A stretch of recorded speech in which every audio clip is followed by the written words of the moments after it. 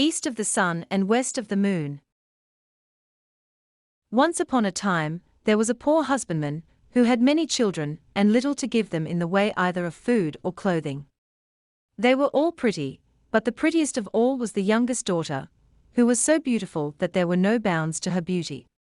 So once, it was late on a Thursday evening in autumn, and wild weather outside, terribly dark, and raining so heavily and blowing so hard that the walls of the cottage shook again, they were all sitting together by the fireside, each of them busy with something or other, when suddenly someone rapped 3 times against the window pane.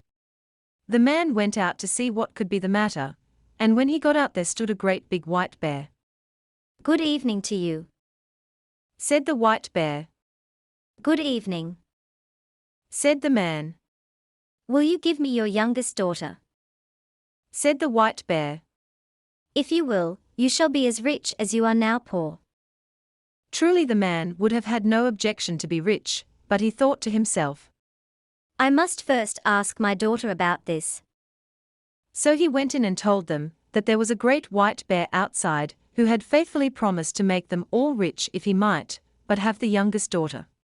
She said no, and would not hear of it, so the man went out again, and settled with the white bear that he should come again next Thursday evening, and get her answer. Then the man persuaded her, and talked so much to her about the wealth that they would have, and what a good thing it would be for herself, that at last she made up her mind to go, and washed and mended all her rags, made herself as smart as she could, and held herself in readiness to set out. Little enough had she to take away with her. Next Thursday evening the white bear came to fetch her.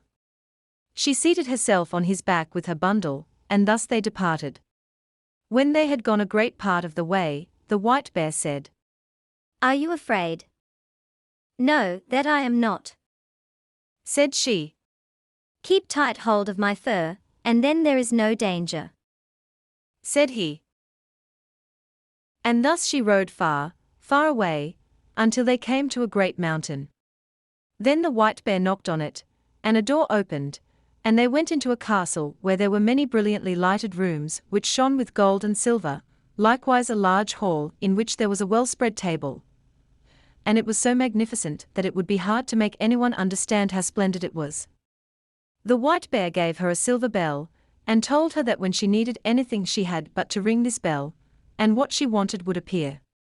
So after she had eaten, and night was drawing near, she grew sleepy after her journey, and thought she would like to go to bed. She rang the bell, and scarcely had she touched it before she found herself in a chamber where a bed stood ready-made for her, which was as pretty as anyone could wish to sleep in. It had pillows of silk, and curtains of silk fringed with gold, and everything that was in the room was of gold or silver. But when she had lain down, and put out the light, a man came and lay down beside her. And behold, it was the white bear, who cast off the form of a beast during the night. She never saw him, however, for he always came after she had put out her light, and went away before daylight appeared. So all went well and happily for a time, but then she began to be very sad and sorrowful, for all day long she had to go about alone, and she did so wish to go home to her father and mother and brothers and sisters. Then the white bear asked what it was that she wanted, and she told him that it was so dull there in the mountain, and that she had to go about all alone, and that in her parents' house at home there were all her brothers and sisters. And it was because she could not go to them that she was so sorrowful. "There might be a cure for that," said the white bear. "If you would but promise me never to talk with your mother alone, but only when the others are there too, for she will take hold of your hand," he said, "and will want to lead you into a room to talk with you alone, but that you must by no means do, or you will bring great misery on both of us." So one Sunday the white bear came and said that they could now set out to see her father and mother, and they journeyed thither, she sitting on his back, and they went a long, long way, and it took a long, long time, but at last they came to a large white farmhouse, and her brothers and sisters were running about outside it playing, and it was so pretty that it was a pleasure to look at it. "Your parents dwell here now," said the white bear, "but do not forget what I said to you, or you will do much harm both to yourself and me." "No, indeed," said she, "I shall never forget." And as soon as she was at home, the white bear turned round and went back again. There were such rejoicings when she went into her parents that it seemed as if they would never come to an end. Everyone thought that he could never be sufficiently grateful to her for all she had done for them all. Now they had everything that they wanted, and everything was as good as it could be. They all asked her how she was getting on where she was. All was well with her too, she said, and she had everything that she could want. What other answers she gave I cannot say, but I am pretty sure that they did not learn much from her. But in the afternoon, after they had dined at midday, all happened just as the white bear had said. Her mother wanted to talk with her alone in her own chamber. But she remembered what the white bear had said, and would on no account go. What we have to say can be said at any time, she answered. But somehow or other her mother at last persuaded her, and she was forced to tell the whole story. So she told how every night a man came and lay down beside her when the lights were all put out, and how she never saw him, because he always went away before it grew light in the morning, and how she continually went about in sadness, thinking how happy she would be if she could but see him, and how all day long she had to go about alone.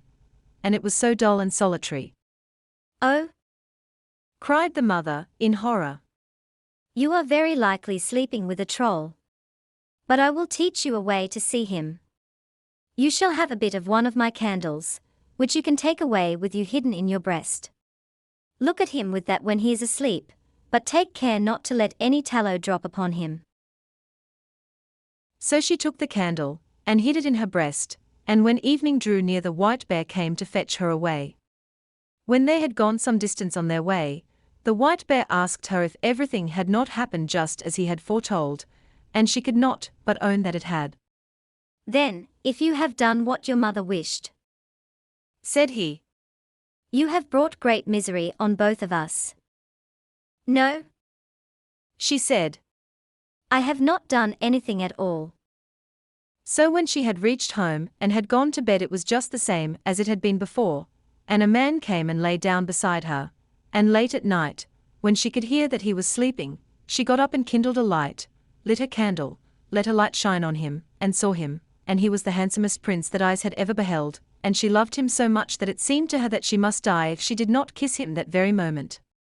So she did kiss him, but while she was doing it she let 3 drops of hot tallow fall upon his shirt, and he awoke. "What have you done now?" said he. "You have brought misery on both of us. If you had but held out for the space of 1 year I should have been free. I have a stepmother, who has bewitched me so that I am a white bear by day and a man by night, but now all is at an end between you and me, and I must leave you, and go to her. She lives in a castle which lies east of the sun and west of the moon, and there too is a princess with a nose which is 3 ells long, and she now is the one whom I must marry." She wept and lamented, but all in vain, for go he must. Then she asked him if she could not go with him. But no, that could not be. "Can you tell me the way then, and I will seek you, that I may surely be allowed to do." "Yes, you may do that," said he. "But there is no way thither. It lies east of the sun and west of the moon, and never would you find your way there." When she awoke in the morning both the prince and the castle were gone, and she was lying on a small green patch in the midst of a dark, thick wood. By her side lay the selfsame bundle of rags, which she had brought with her from her own home. So when she had rubbed the sleep out of her eyes, and wept till she was weary, she set out on her way, and thus she walked for many and many a long day, until at last she came to a great mountain. Outside it an aged woman was sitting, playing with a golden apple. The girl asked her if she knew the way to the prince, who lived with his stepmother in the castle, which lay east of the sun and west of the moon, and who was to marry a princess with a nose which was 3 ells long. "How do you happen to know about him?" inquired the old woman. "Maybe you are she who ought to have had him." "Yes, indeed, I am," she said. "So it is you, then," said the old woman. "I know nothing about him, but that he dwells in a castle which is east of the sun and west of the moon."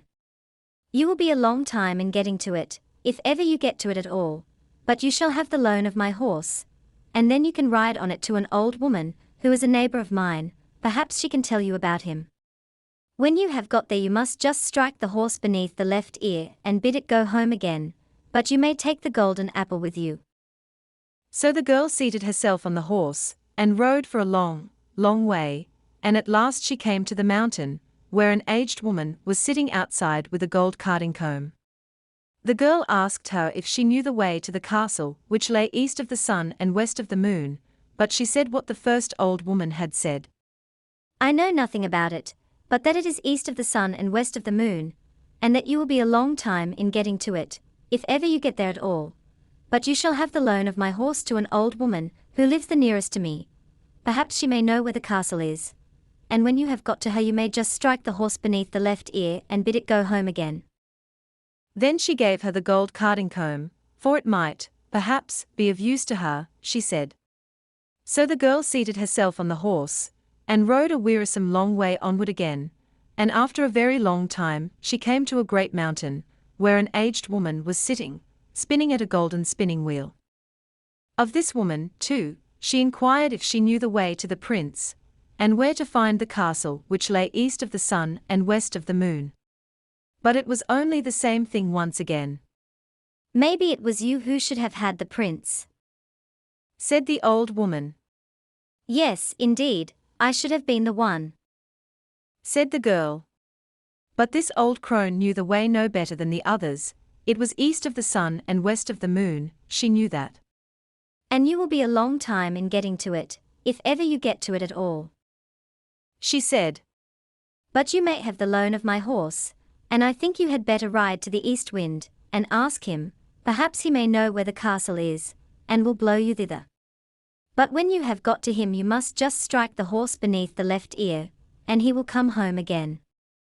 And then she gave her the golden spinning wheel, saying, Perhaps you may find that you have a use for it. The girl had to ride for a great many days, and for a long and wearisome time, before she got there, but at last she did arrive, and then she asked the east wind if he could tell her the way to the prince who dwelt east of the sun and west of the moon. Well, said the east wind, I have heard tell of the prince, and of his castle, but I do not know the way to it, for I have never blown so far, but, if you like, I will go with you to my brother the west wind, he may know that, for he is much stronger than I am. You may sit on my back, and then I can carry you there. So she seated herself on his back, and they did go so swiftly. When they got there, the east wind went in and said that the girl whom he had brought was the one who ought to have had the prince up at the castle which lay east of the sun and west of the moon, and that now she was travelling about to find him again. So he had come there with her, and would like to hear if the west wind knew whereabout the castle was. No, said the west wind. So far as that have I never blown, but if you like I will go with you to the south wind, for he is much stronger than either of us, and he has roamed far and wide, and perhaps he can tell you what you want to know. You may seat yourself on my back, and then I will carry you to him. So she did this, and journeyed to the south wind, neither was she very long on the way. When they had got there, the west wind asked him if he could tell her the way to the castle that lay east of the sun and west of the moon, for she was the girl who ought to marry the prince who lived there. Oh, indeed, said the south wind. Is that she? Well, said he, I have wandered about a great deal in my time, and in all kinds of places, but I have never blown so far as that. If you like, however, I will go with you to my brother, the north wind. He is the oldest and strongest of all of us, and if he does not know where it is no one in the whole world will be able to tell you. You may sit upon my back, and then I will carry you there. So she seated herself on his back, and off he went from his house in great haste, and they were not long on the way. When they came near the north wind's dwelling, he was so wild and frantic that they felt cold gusts a long while before they got there. What do you want? He roared out from afar, and they froze as they heard. Said the south wind, It is I, and this is she who should have had the prince who lives in the castle which lies east of the sun and west of the moon. And now she wishes to ask you if you have ever been there, and can tell her the way, for she would gladly find him again. Yes, said the North Wind. I know where it is. I once blew an aspen leaf there, but I was so tired that for many days afterward I was not able to blow at all. However, if you really are anxious to go there, and are not afraid to go with me, I will take you on my back, and try if I can blow you there. Get there I must, said she. And if there is any way of going I will, and I have no fear, no matter how fast you go. Very well then, said the North Wind. But you must sleep here tonight, for if we are ever to get there we must have the day before us.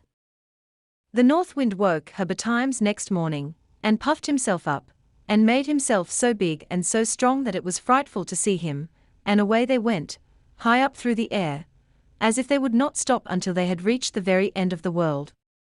Down below there was such a storm.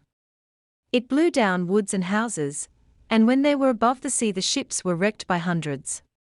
And thus they tore on, and a long time went by, and then yet more time passed, and still they were above the sea, and the North Wind grew tired, and more tired, and at last so utterly weary that he was scarcely able to blow any longer, and he sank and sank, lower and lower, until at last he went so low that the waves dashed against the heels of the poor girl he was carrying. Art thou afraid? said the North Wind. I have no fear, said she, and it was true. But they were not very, very far from land, and there was just enough strength left in the North Wind to enable him to throw her onto the shore, immediately under the windows of a castle which lay east of the sun and west of the moon. But then he was so weary and worn out that he was forced to rest for several days before he could go to his own home again. Next morning she sat down beneath the walls of the castle to play with the golden apple, and the first person she saw was the maiden with the long nose, who was to have the prince. How much do you want for that gold apple of yours, girl? said she, opening the window. It can't be bought either for gold or money, answered the girl. If it cannot be bought either for gold or money, what will buy it? You may say what you please, said the princess. Well, if I may go to the prince who is here, and be with him tonight, you shall have it, said the girl who had come with the North Wind. You may do that, said the princess, for she had made up her mind what she would do. So the princess got the golden apple, but when the girl went up to the prince's apartment that night he was asleep, for the princess had so contrived it. The poor girl called to him, and shook him, and between whiles she wept, but she could not wake him.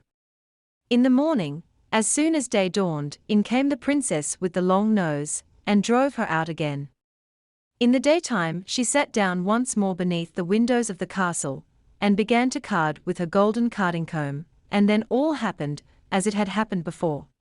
The princess asked her what she wanted for it, and she replied that it was not for sale, either for gold or money, but that if she could get leave to go to the prince, and be with him during the night, she should have it. But when she went up to the prince's room he was again asleep, and let her call him, or shake him, or weep as she would, he still slept on, and she could not put any life in him. When daylight came in the morning, the princess with the long nose came too, and once more drove her away. When day had quite come, the girl seated herself under the castle windows, to spin with her golden spinning wheel, and the princess with the long nose wanted to have that also. So she opened the window, and asked what she would take for it.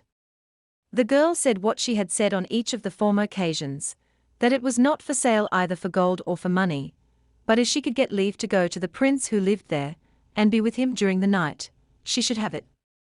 Yes, said the princess. I will gladly consent to that. But in that place there were some Christian folk, who had been carried off, and they had been sitting in the chamber which was next to that of the prince, and had heard how a woman had been in there who had wept and called on him 2 nights running, and they told the prince of this. So that evening, when the princess came once more with her sleeping drink, he pretended to drink, but threw it away behind him, for he suspected that it was a sleeping drink. So, when the girl went into the prince's room this time he was awake, and she had to tell him how she had come there. You have come just in time, said the prince. For I should have been married tomorrow, but I will not have the long-nosed princess, and you alone can save me. I will say that I want to see what my bride can do, and bid her wash the shirt, which has the 3 drops of tallow on it. This she will consent to do, for she does not know that it is you who let them fall on it, but no one can wash them out, but one born of Christian folk. It cannot be done by one of a pack of trolls. And then I will say that no one shall ever be my bride but the woman who can do this. And I know that you can. There was great joy and gladness between them all that night, but the next day, when the wedding was to take place, the prince said, I must see what my bride can do. That you may do, said the stepmother. I have a fine shirt which I want to wear as my wedding shirt, but 3 drops of tallow have got upon it which I want to have washed off, and I have vowed to marry no one but the woman who is able to do it. If she cannot do that, she is not worth having. Well, that was a very small matter, they thought, and agreed to do it. The princess with the long nose began to wash as well as she could, but the more she washed and rubbed, the larger the spots grew. Ah! You can't wash at all, said the old troll hag, who was her mother. Give it to me. But she too had not had the shirt very long in her hands before it looked worse still, and the more she washed it and rubbed it, the larger and blacker grew the spots. So the other trolls had to come and wash, but the more they did, the blacker and uglier grew the shirt, until at length it was as black as if it had been up the chimney. Oh! cried the prince.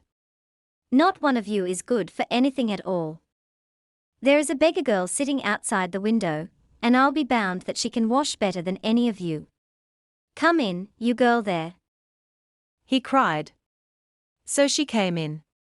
Can you wash this shirt clean? He cried. Oh! I don't know, she said. But I will try. And no sooner had she taken the shirt and dipped it in the water than it was white as driven snow, and even whiter than that. I will marry you, said the prince. Then the old troll hag flew into such a rage that she burst, and the princess, with the long nose and all the little trolls must have burst too, for they have never been heard of since. The prince and his bride set free all the Christian folk who were imprisoned there, and took away with them all the gold and silver that they could carry, and moved far away from the castle which lay east of the sun and